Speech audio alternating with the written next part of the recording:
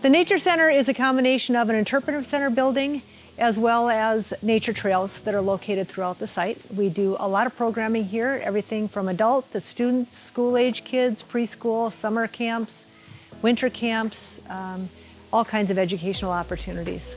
So it was a matter of, do we put a lot of money into an old building or do we tear it down and build a new building? So the public process started in 2015 with the master planning strategic process. So we went out and we talked to the residents, we talked to the users of the building, we found out what they liked, we found out what they wanted to see different. This building shows people, residents of our city and other residents, that you can actually build something to design standards that can help create a zero energy environment. So this is a teaching tool. We built the building as a teaching tool. So we wanted people to come and actually be able to use the facility and see that you can use different sustainable materials and do things differently than things have been done in the past. The idea is to generate a building that is able to conserve energy, use as little energy as possible, and then whatever energy is used to be able to generate it on site through renewable means.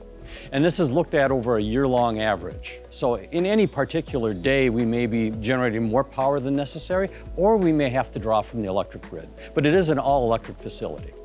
Part of this building design was, of course, to make it an education about building sustainable. And so a lot of the components of the building are identified with signage to let people know that we have in-floor heating tied into a geothermal. We have identification and education panels throughout that explain it. Just like we use to talk about the nature and the environment and the animals, we also talk about the building in the same way, that it's an integral part of the whole environment. St. Louis Park has always had an interest in sustainability. And in fact, we joined Green Steps back in 2012, so it's been 9 years now.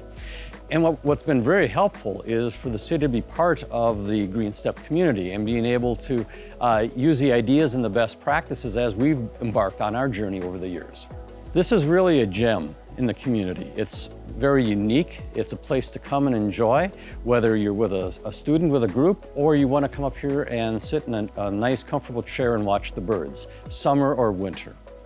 We are very excited about this building, and I give a ton of credit to our staff, the staff that program here, the staff that helped design the building, and the staff that oversaw the construction process. You know, it's over 20,000 students a year passing through here and people.